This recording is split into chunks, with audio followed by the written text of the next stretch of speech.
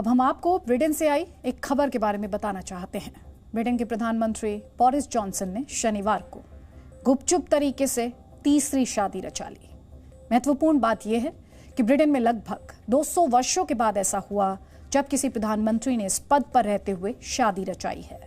Boris Johnson से पहले वर्ष 1822 में ब्रिटेन के तत्कालीन प्रधानमंत्री रॉबर्ट जेनकिंसन ने इस पद पर रहते हुए शादी की थी।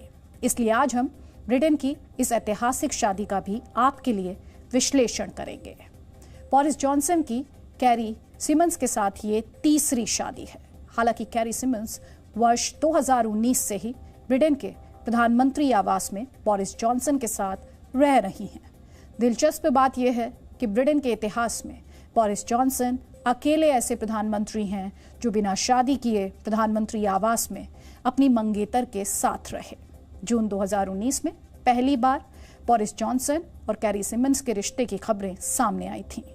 तब बोरिस जॉनसन का उनकी दूसरी पत्नी से तलाक हुए 1 वर्ष ही हुआ था। उनकी दूसरी पत्नी का नाम है मरीना वीला।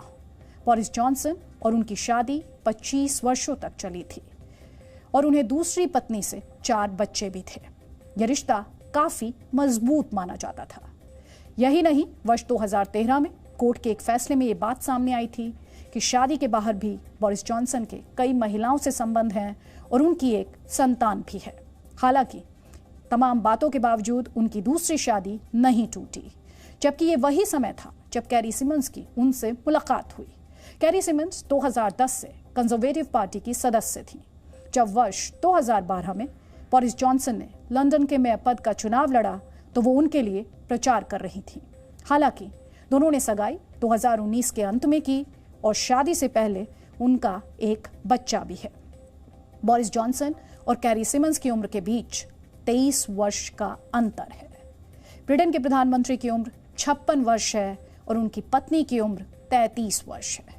और यही वजह है कि शादी की भी अब सिर्फ ब्रिटेन में ही नहीं, दूसरे देशों में भी चर्चा हो रही है। इस चर्चा की एक वजह यह भी है कि बोरिस जॉनसन ने प्रधानमंत्री रहते हुए ये शादी रचाई है। ब्रिटेन के इतिहास में हम आपको बार बार बता रहे हैं, ये लगभग 200 वर्षों के बाद हुआ है, यानी 2 सेंचुरीज के बाद। यानी ये इस तरह की एक दुर्लभ शादी है। अक्सर इतने बड़े पदों पर बैठे नेताओं से इस तरह की उम्मीद नहीं की जाती है। भारत में तो ये सोचना भी असंभव सा लगता है कि इस तरह की बातों को नैतिकता से जोड़कर देखा जाता है। नेताओं से ये उम्मीद की जाती है कि वो एक शादी करेंगे, उस रिश्ते को दूसरों के लिए मिसाल की तरह पेश करेंगे और उनका कोई अफेयर नहीं होगा। हालांकि इतिहास के पन्ने पलटें तो दुनिया भर में आपको ढेर सारे नेता ऐसे मिल जाएंगे जिन्होंने एक से ज्यादा शादियां की और जिनके तलाक की खबरें भी लोगों के बीच चर्चा का विषय बनी रही। इसे आप कुछ उदाहरणों से समझिए। इनमें पहले हैं पाकिस्तान के मौजूदा प्रधानमंत्री इमरान खान। उनकी पहली शादी वर्ष 1995 में ब्रिटेन की मशहूर पत्रकार, लेखक और सामाजिक कार्यकर्ता जमीमा गोल्डस्मिथ से हुई। लेकिन यह शादी 9 वर्ष ही चल पाई और 2004 में दोनों का तलाक हुआ। इसके बाद इमरान खान ने वर्ष 2014 में ब्रिटेन की मशहूर पत्रकार रेहम खान से दूसरी शादी की। लेकिन यह शादी सिर्फ 10 महीने चली और 2015 में दोनों ने तलाक ले लिया। इस तलाक के 3 वर्षों के बाद फरवरी 2018 में इमरान खान ने तीसरी शादी की और ये शादी तब हुई जब पाकिस्तान में आम चुनाव चल रहे थे। इस शादी के बाद ही वो अगस्त 2018 में पाकिस्तान के प्रधानमंत्री बने थे। इस सूची में दूसरा नाम है फ्रांस के पूर्व राष्ट्रपति निकोलस सार्कोजी का। वर्ष 2007 में निकोलस सार्कोजी ने राष्ट्रपति के पद पर रहते हुए अपनी दूसरी पत्नी से तलाक ले लिया और इस तलाक के 1 वर्ष के बाद ही तीसरी शादी कर ली। उनकी तीसरी शादी फ्रांस की मशहूर मॉडल कार्ला ब्रूनी से हुई थी।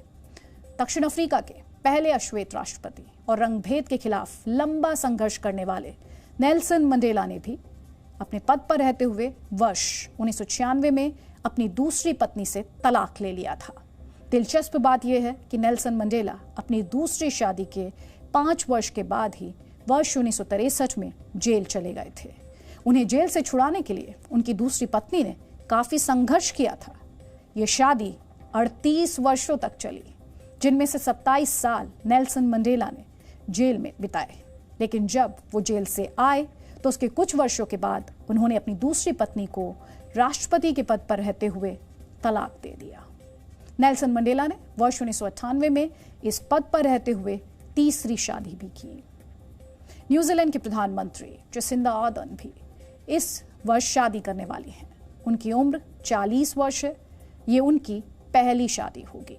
जसिंदा आर्डर्न वर्ष 2018 में दुनिया की दूसरी ऐसी नेता बनी थी जिन्होंने इस पद पर रहते हुए बच्चे को जन्म दिया था। इस सूची में ग्रीस के पूर्व प्रधानमंत्री आंद्रेस पापंद्रो भी हैं। जब वो ग्रीस के प्रधानमंत्री बने थे तब देश में अनुचित यौन संबंध को अपराध माना जाता था।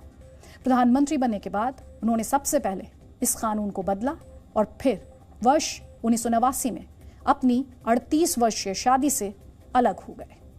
उम्र में अपने से 30 साल छोटी महिला से उन्होंने दूसरी शादी रचा ली।